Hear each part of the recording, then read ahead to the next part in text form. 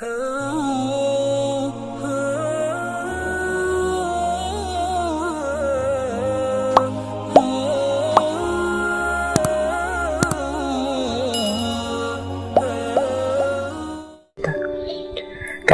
Buya Hamka begini, laki-laki bila mana telah menentukan cintanya untuk seorang perempuan, maka perempuan itu mesti jadi haknya seorang. Tak boleh orang lain hendak ikut berkongsi dengan dia. Jika perempuan itu cantik, maka kecantikannya biarlah diketahui olehnya seorang. Jika suara perempuan itu nyaring, biarlah dia seorang yang mendengarnya. Sebab itu, kalau ada orang lain yang hendak memuji kecintaannya, atau mengatakan suaranya nyaring, atau menyanjung budi baiknya, semua itu tidaklah diterima oleh laki-laki yang mencintainya tadi. Bertambah banyak orang memuji kecintaannya, bertambah timbullah cemburu dalam hatinya. Sebab perempuan itu untuk dia, buat dia, tak boleh buat orang lain. Tetapi cinta perempuan kepada laki-laki sebaliknya dari itu. Laki-laki pada pemandangan perempuan adalah laksana dukuh emas yang tergelung di lehernya, atau gelang bertatah berlian yang melilit tangannya, perhiasan yang akan dibanggakannya kepada kawan sesamanya. Seburuk-buruk kecintaannya, akan lupa dia keburukan itu kalau laki-laki lain atau perempuan lain memujinya dekat dia, mengatakan dia seorang laki-laki yang tangkas, berbudi, ternama, termasyhur, dan lain sebagainya. Ini Hamka punya teori bedanya laki-laki dan perempuan saat mencintai. Kalau laki-laki sedang jatuh cinta, maka perempuan itu hanya milik dia, tidak boleh dimiliki orang lain. Kalau ada orang lain kok ikut menikmati kecantikannya, memuji kelembutannya, kemudian mengomentari indah suaranya, laki-laki tidak terlalu suka yang seperti ini. Pokoknya kekasihnya, perempuannya itu ya hanya untuk dia. Dan kata Hamka, laki-laki itu makanya mudah timbul cemburu. Kalau perempuan yang dicintainya punya relasi, punya koneksi, dipuji orang, pokoknya perempuan ini harus miliknya dia saja. Tidak boleh orang lain ikut-ikutan dalam hal apapun. Nah, itu cirinya laki-laki. Nih, buat perempuan coba didiskusikan, coba dicek apa benar begitu pasangannya, suaminya. Ini secara umum ya, kasus-kasus khusus mesti saja ada. Pak, pasangan saya laki-laki itu tidak terlalu cemburuan itu Pak, saya dibiarkan saja ngapa-ngapain. Bisa dicek apakah dia benar mencintai atau memang dia tidak mengungkapkan kecemburuannya, dia menyembunyikan itu. Bisa jadi begitu. Itu kalau mengikuti teorinya Hamka. Sebaliknya perempuan. Bagi perempuan, laki-laki itu seperti perhiasan yang dia miliki. Kalau perhiasan itu kan tidak hanya untuk disimpan. Kalau bisa dipamerkan, biar orang lain tahu. Jadi dia senang kalau ada orang memuji laki-lakinya, sebagaimana dia senang kalau ada, wah perhiasanmu bagus, wah bajumu indah, wah barang-barangmu kok elit semua, mewah semua. Itu kan senang kalau perempuan dipuji seperti itu. Sama ketika laki-lakinya dipuji orang. Kebalikannya, yang laki-laki tadi kan tidak selalu nyaman kalau ada orang memuji-muji perempuan yang dia cintai. Tapi perempuan seneng kalau ada orang muji-muji pasangannya. Wah, kadang-kadang kalau katanya Hamka di yang terakhir itu, dia tahu jelek-jeleknya suaminya, jelek-jeleknya pasangannya itu dia tahu persis. Tapi dia tetap lebih suka, lebih senang, lebih bangga. Dan jelek-jelek tadi terlupakan semua kalau ada orang lain memuji-muji laki-laki yang dia cintai. Ini dua hal yang berkebalikan. Satu ingin memiliki, disembunyikan dari orang, dinikmati untuk dirinya sendiri saja. Yang satu ingin memamerkannya, memperlihatkannya pada yang lain.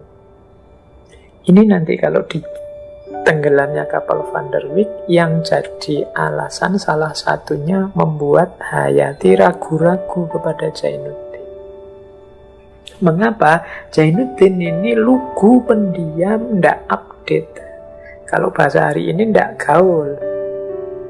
Jadi cara berpakaian, cara ngomong, tindak tanduknya ini tidak kayak anak gaul hari ini. Jadi dia malu kalau mau memamerkan Zainuddin sebagai pacarnya. Dia takut diketawain orang lain. Zaman kayak gini kok milih pasangan begitu. Nah, mengapa kok dia malu? Ya karena memang perempuan itu seperti itu. Cara mengekspresikan cintanya. Kebalikannya laki-laki. Kalau laki-laki, jangan sampai ada orang seneng kepada perempuan yang aku cintai. Termasuk memuji-muji, termasuk dekat-dekat dan lain sebagainya. Jadi ini seperti saya bilang tadi ya, boleh didiskusikan. Apakah memang begitu bedanya cinta laki-laki dan cinta perempuan? Atau ya untuk mengukur kehidupan kita sehari-hari, yang laki-laki begitukah cintamu, dan yang perempuan begitukah cintamu? Terus ini yang saya sebut pelajaran sisipan. Menarik dari narasi utama novel Tenggelamnya Kapal Van der Wijk. Ada lagi pelajaran sisipan selanjutnya. Kalau ini tentang cinta yang terlalu banyak mikir, terlalu banyak pertimbangan, sehingga akhirnya kesalip oleh orang lain. Ada kalimat begini: bagi setengah orang, mencari istri amat sukar dan payah, mesti bercinta-cintaan lebih dahulu. Bagi setengah orang, dipandangnya perempuan yang akan jadi istrinya itu laksana gunung tinggi yang payah mendaki, sehingga dia mundur maju hendak menyatakan pinangannya kepada perempuan itu atau kepada keluarganya. Padahal di pihak yang lain, perempuan senantiasa pula menunggu. Sehingga lantaran tunggu ketunggu, umur pun berjalan juga. Cita-cita habis di tengah. Tiba-tiba datang orang lain yang tidak banyak perhitungan, tidak banyak pikir, dia meminang lebih dahulu. Sehingga maksudnya langsung, dan yang mempunyai cita-cita tinggal menggigit jari. Ini pelajaran bagi yang terlalu banyak pertimbangan dan terlalu menunggu, terlalu sabar menanti. Sabar itu bagus, terlalu sabar tidak bagus. Cinta memang jangan kehilangan akal sehat. Berpikir harus tetap jernih, tidak boleh sembrono, perlu pertimbangan-pertimbangan. Tapi juga jangan terlalu lama berpikir, akhirnya serba ragu. Karena terlalu lama ragu, tidak maju-maju. Umur semakin bertambah, akhirnya ditikung orang. Ada yang nikung tengah jalan, tidak pakai mikir, langsung ngelamar. Orang tuanya yang nunggu-nunggu anaknya kok tidak ada yang meminang, ada yang ngelamar, ya diterima.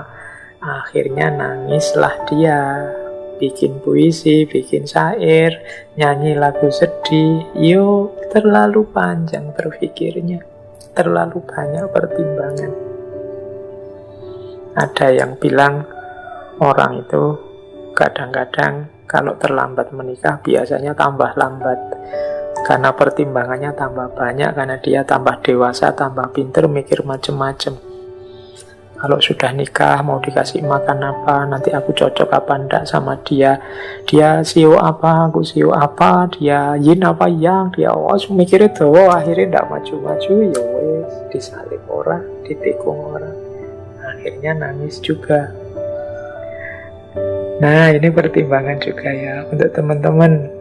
Mungkin yang sudah cukup umur, sudah punya andalan, ya pekerjaan tetaplah. Tidak harus yang sampai nunggu kaya raya, punya rumah, punya mobil sendiri.